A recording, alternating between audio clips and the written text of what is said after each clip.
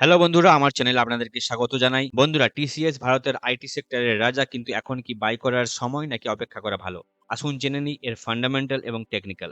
TCS এর P ratio বর্তমানে 23%, যার তুলনামূলক কিন্তু অনেকটাই কম।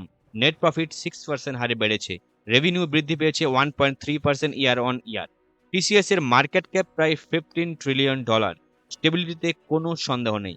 Date free company, balance sheet কিন্তু একেবারে মজবুত। Consistent dividend payer. আরোই রয়েছে 50% প্লাস, মানে ইনভেস্টরদের জন্য ভ্যালু ক্রিয়েশন কিন্তু অসাধারণ। গ্রোথ রেট সাম্প্রতিককালে কিছুটা স্লো হয়েছে, কারণ আইটি খাতে গ্লোবাল স্পেন্ডিং একটু কমেছে। টেকনিক্যাল, আজ শেয়ার প্রায় ৩১৩০ থেকে ৩১৪০ এ ট্রেড করছে। স্ট্রং সাপোর্ট জোন রয়েছে ৩১০০ নিচে, নামলে উইকনেস কিন্তু বাড়তে পারে। রেজিস্ট্যান্স জোন ৩২০০ থেকে ৩৩০০ কিন্তু ভাঙলে শর্ট টার্ম র‍্যালি কিন্তু আসবে। 20 EM এর কাছাকাছি ট্রেড করছে। আরএসআই নিউট্রাল, মানে এখন সাইডওয়েজ থেকে স্লাইড বুলিশ টোন কিন্তু আছে এই স্টকটার মধ্যে। যদি আপনি লং টার্ম ইনভেস্টর হন, টিসিএস একটা কিন্তু শক্তিশালী ফান্ডামেন্টাল বেস আছে। কিন্তু শর্ট টার্মে এর রেভিনিউ গ্রোথ একটু ধীরগতি দেখাচ্ছে।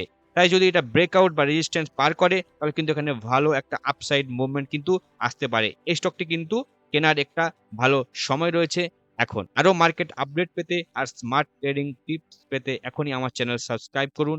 ধন্যবাদ।